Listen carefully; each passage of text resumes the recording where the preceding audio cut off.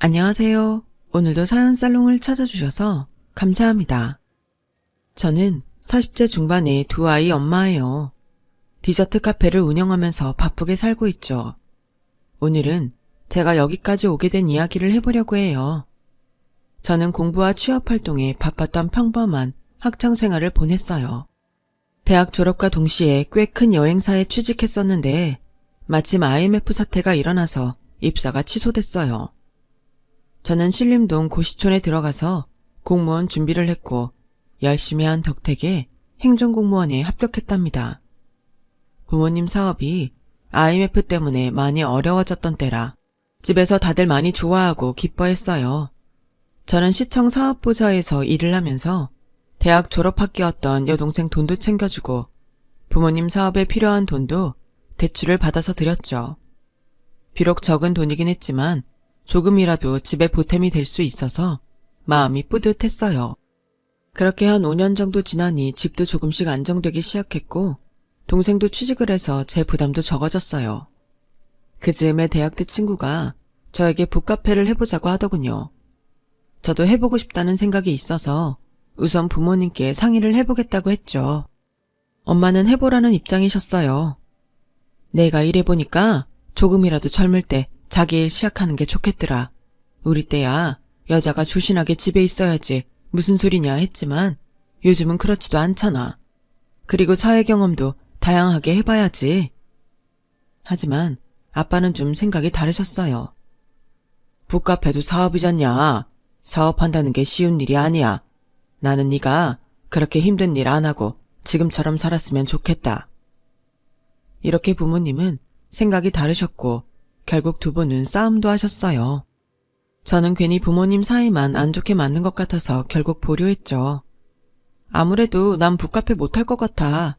나 때문에 집안 분란만 일으켜서 엄마 아빠 싸우시기만 하고. 그러자 친구는 다른 제안을 했어요. 그럼 투자만 좀 해봐. 휴일에만 잠깐씩 나와봐도 되고. 친구는 자금이 부족한 부분만 보태달라는 거였어요. 저는 고민이 좀 됐어요. 저도 취업 당시 사정이 안 좋아서 공무원이 된 거였지. 원래는 여행사에 다니면서 일을 배우고 나중에는 저도 여행 관련 사업을 해보고 싶었거든요. 엄마가 일을 하시는 것에 영향을 받은 것도 있었어요. 엄마는 원래 아빠가 작게 하시는 무역사업을 도우셨는데 제가 공무원 되고 1년 정도 됐을 때부터 여성 의류를 동남아나 중국에 수출하는 일을 시작하셨고 조금씩 자리를 잡아가고 있던 때였어요. 저도 제 사업을 할 기회가 생긴 걸 놓치고 싶지 않았죠.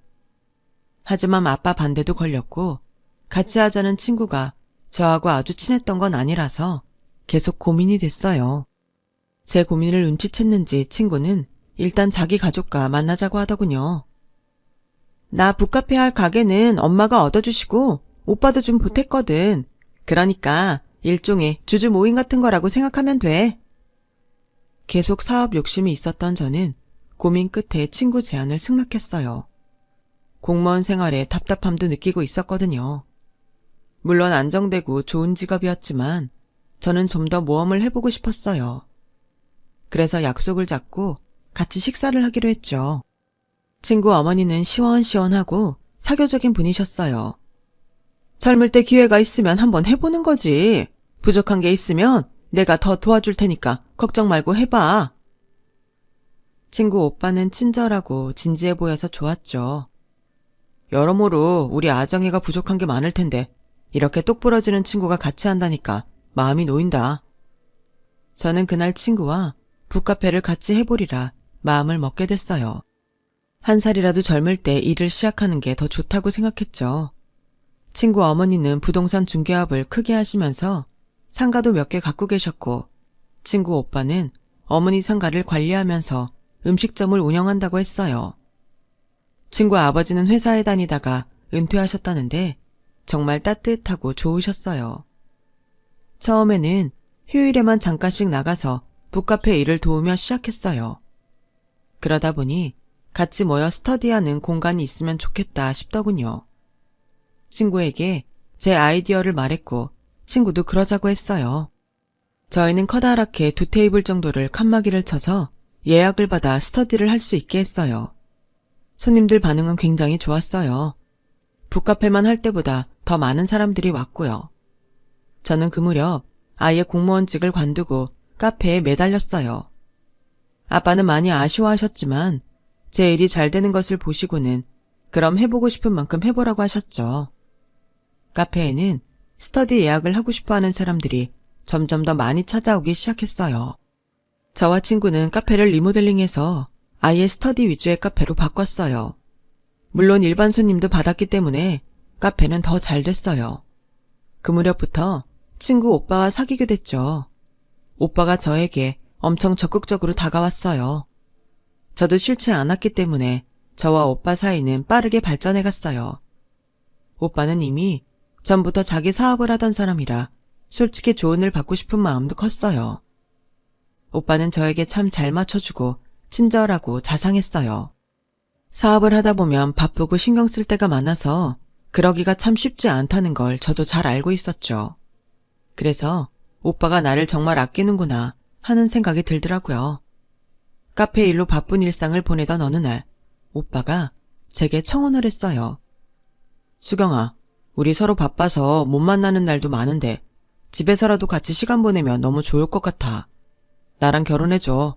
내가 정말 잘할게. 저는 오빠의 프로포즈를 듣고 얼굴이 빨개질 정도로 부끄러웠지만 한편으로는 너무 기분이 좋고 행복했어요. 저희 집에서도 크게 반대하지 않으셨어요. 엄마는 좀 아쉬워하긴 하셨어요. 아무래도 결혼을 하면 아직은 여자가 더 사회생활에 불편한 게 많은데 서로 잘 도우면서 하면 좋겠다. 엄마, 걱정 마. 오빠도 사업하는데 모르겠어? 지금도 나를 얼마나 배려하는데. 저는 그렇게 엄마를 안심시켰어요.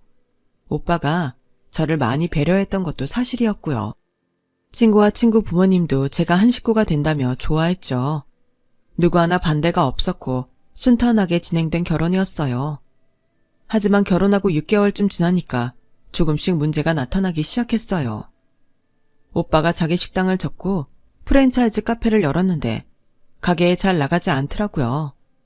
그리고 친구 전화 받고 저녁쯤 나가 새벽까지 술 마실 때도 많았고요. 저는 여러 가지 걱정이 돼서 오빠에게 말했어요. 오빠, 카페 나가서 알바생들 체크도 하고 점검도 해야지. 벌써 며칠째 안 나갔잖아. 매니저가 다 알아서 하는데 뭐하러 나까지 가서 보태냐. 그래도 그게 아니지. 사장이 신경 안 쓴다고 생각하면 그때부터 완전 엉망이 된다고.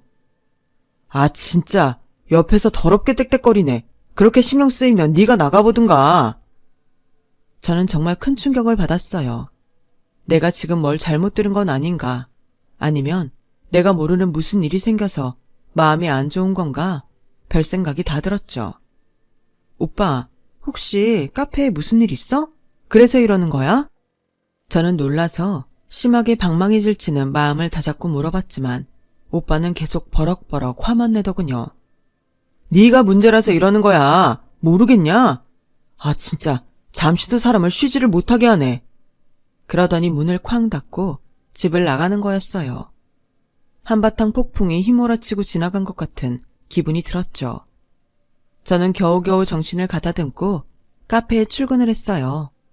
친구는 나오기 전이라서 저 혼자 오픈 준비를 하고 있었는데 시어머니한테서 전화가 오더라고요.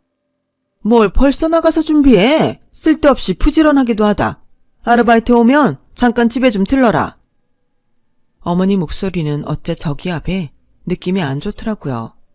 무슨 일이 있나 생각하다가 아침에 오빠도 이상했는데 집에 나 모르는 심각한 일이 생겼나 걱정이 됐죠.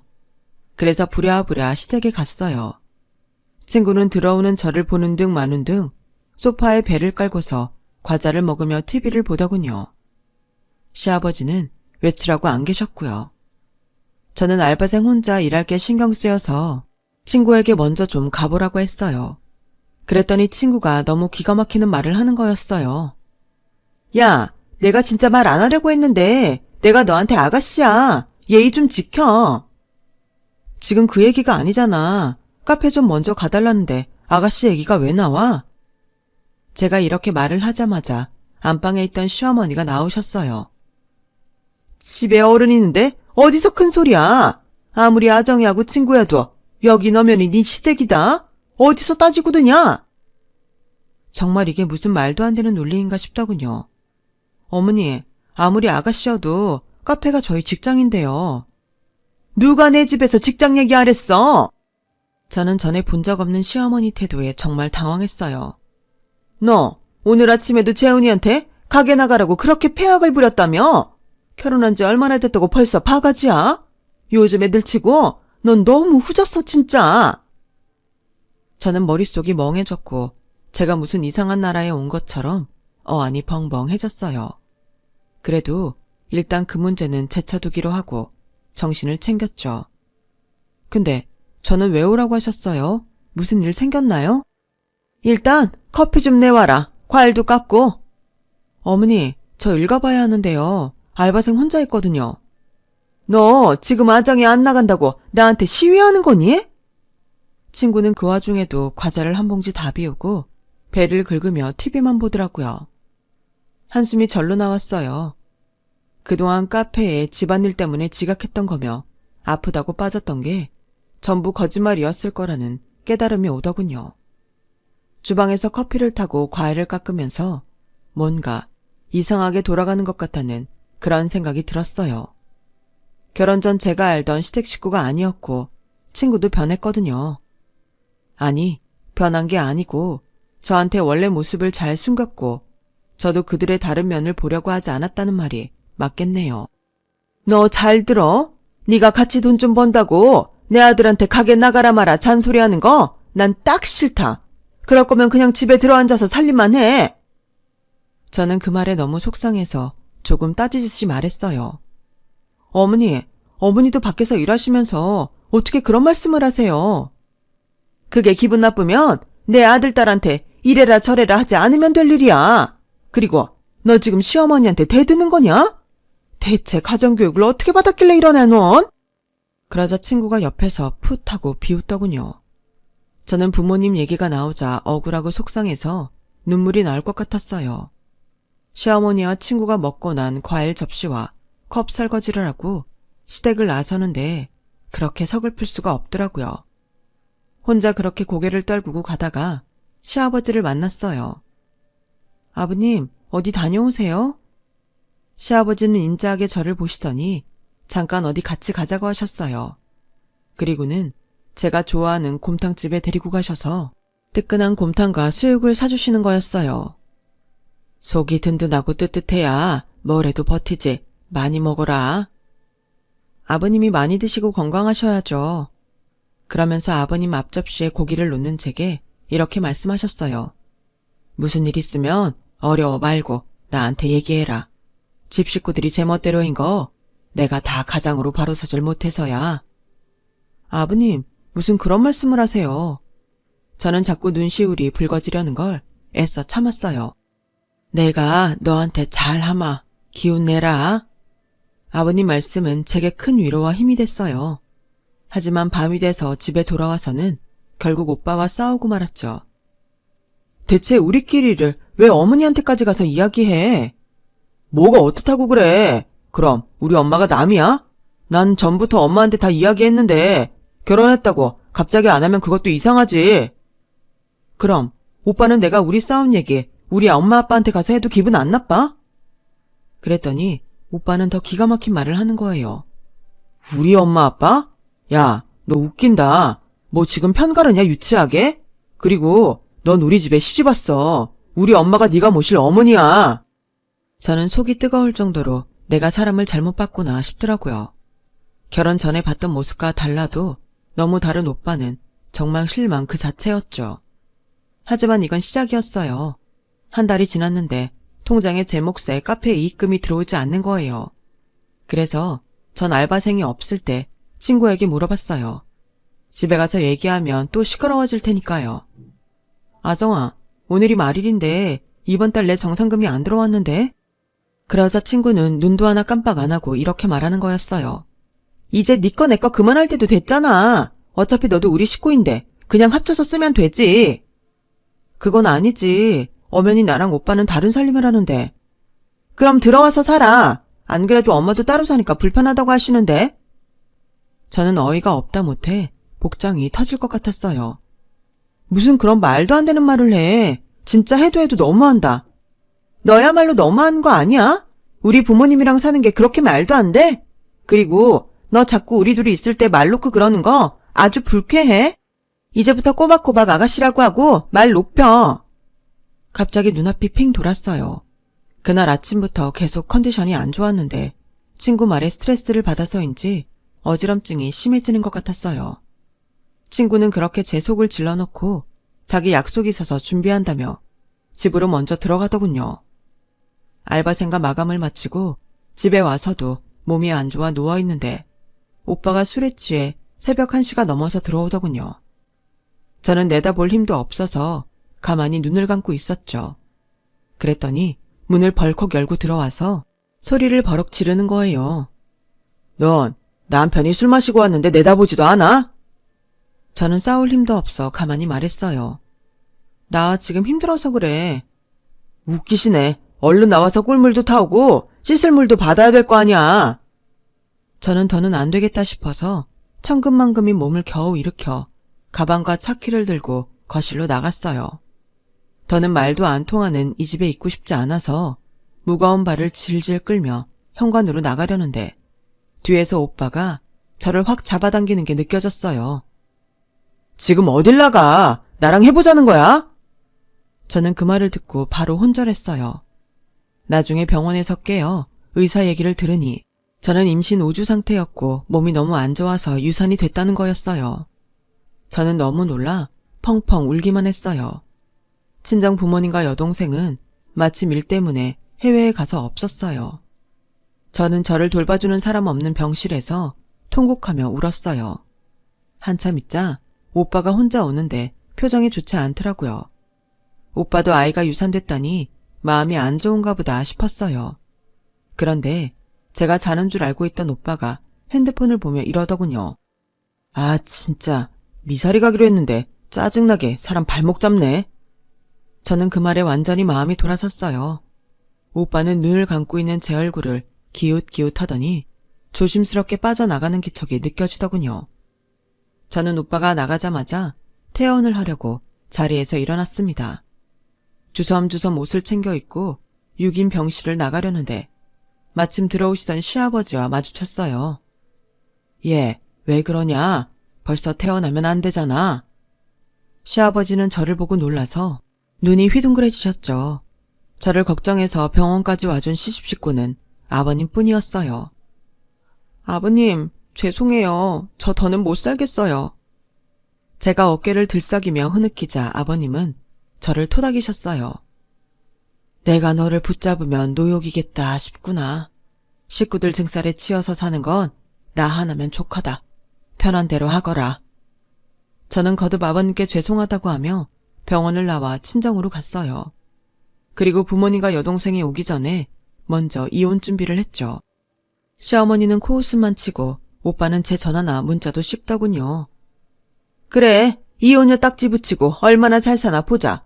나도 내 손주 건사 못하는 며느리는 싫다. 저는 시어머니 악담에 몸서리가 쳐졌지만 괜한 꼬투리 잡히기 싫어 입 다물고 가만히 있었어요. 오빠는 나중에 문자로 그럼 카페는 그만둘 거냐는 것만 묻더군요. 친구는 더 가관이었어요. 이혼하면 카페도 안 할 것 같은데 이제 와서 투자금 돌려받을 생각은 하지 마. 어차피 리모델링 비용이나 고정 지출비는 우리 집에서 더 많이 됐잖아. 변호사는 제가 결혼 후 제대로 쓴 계약서가 없어서 소송을 해도 돌려받을 수 있는 금액이 많지 않다고 했어요. 저는 투자금을 깨끗이 포기하기로 했어요. 그래야 그 집과의 인연을 빨리 끊을 수 있을 것 같았으니까요. 부모님과 여동생은 나중에 이 사실을 알고 그저 저를 안고 토닥여 주기만 했죠. 여동생은 제가 행복할 줄만 알았다며 많이 울었어요. 친구와 했던 카페는 갈수록 잘 되고 있었어요. 하지만 저는 모든 걸 처음부터 시작해야 했죠. 처음부터 다시 발품을 팔아가며 가게를 알아보고 아이템을 고민하던 저는 집에서 마들렌을 만들다가 디저트 카페를 해보면 어떨까 하고 아이디어를 떠올리게 됐어요. 카페를 한번 해봤던지라 자신도 있었고 제가 마침 베이킹 자격증이 있어서 처음에는 저 혼자 할 수 있겠다 싶었거든요. 저는 혼자 감당할 수 있을 만한 크기의 가게를 얻고 바로 디저트 메뉴 연구에 들어갔어요. 저는 생과일을 얹은 숏케이크와 요거트를 주력으로 하는 작은 매장을 열게 됐어요. 아메리카노는 원하는 만큼 리필도 해주었고요. 열심히 친절하게 손님을 맞이하다 보니 조금씩 입소문이 났고 블로그 포스팅도 하게 됐죠. 무엇보다 저희 숏케이크가 맛있다고 오는 손님들이 점점 늘어났어요. 매장은 손님들을 수용하기 너무 작아져서 옆에 있던 옷가게를 얻어 넓게 하나로 트게 됐고요. 파티시에와 카운터 직원도 두면서 사업은 점점 커졌어요. 다른 지역 카페 사장님께서 자기네가 2호점 하고 싶다는 연락도 왔고요. 저는 그동안 제가 고생하고 피눈물 흘린 게 다 보상받는 것 같아서 너무 마음 뿌듯했죠. 가족들도 진심으로 기뻐했어요. 특히 엄마는 제가 이혼한 것 때문에 주눅이 들까봐 늘 격려를 해주셨죠. 요즘 세상에 이혼이 무슨 흠이냐? 네가 능력 있으니까 일도 잘 되잖아. 그거면 됐어. 너만 잘 되면 다 좋은 거야. 그런 엄마 덕분에 저는 이따금 남들이 제 이혼녀래 라며 은근히 손가락질하는 것도 씩씩하게 잘 넘기며 제 사업에 몰두할 수 있었답니다. 그러다가 제 여동생이 결혼을 하게 되는데 결혼식장에서 만난 대학 친구가 제게 시댁 소식을 전했어요. 수경아, 네 전 시아버지 돌아가셨대. 못 들은 것 같은데 그래도 너 이뻐하셨다고 해서 전해야 될 것 같네?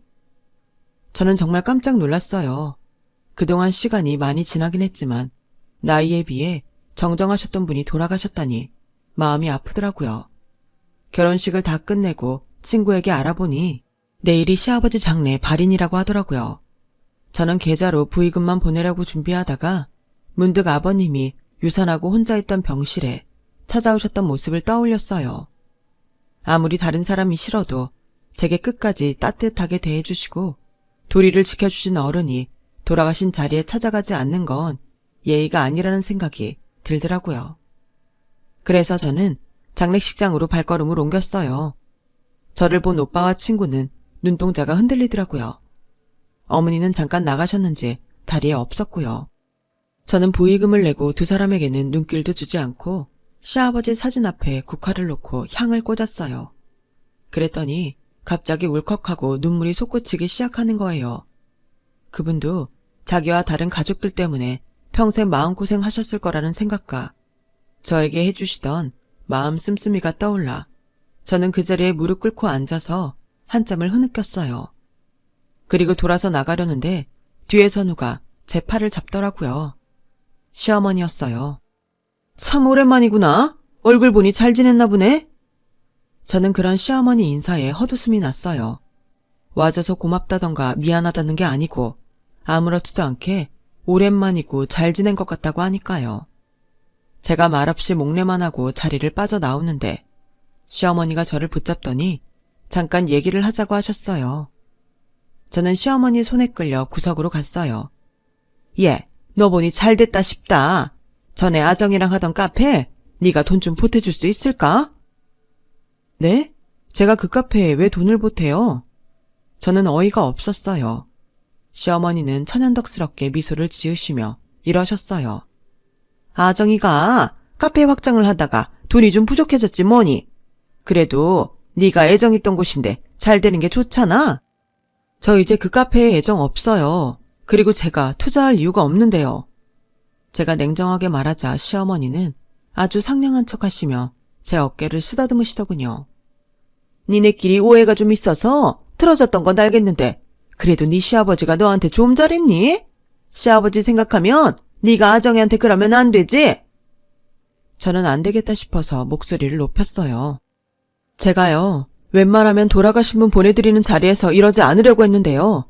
시아버지 생각하는데 제가 왜 아정이 사업에 돈을 보태야 되는지 모르겠네요. 그리고 제 투자금도 돌려주지 않으셨으면서 너무하시는 거 아닌가요?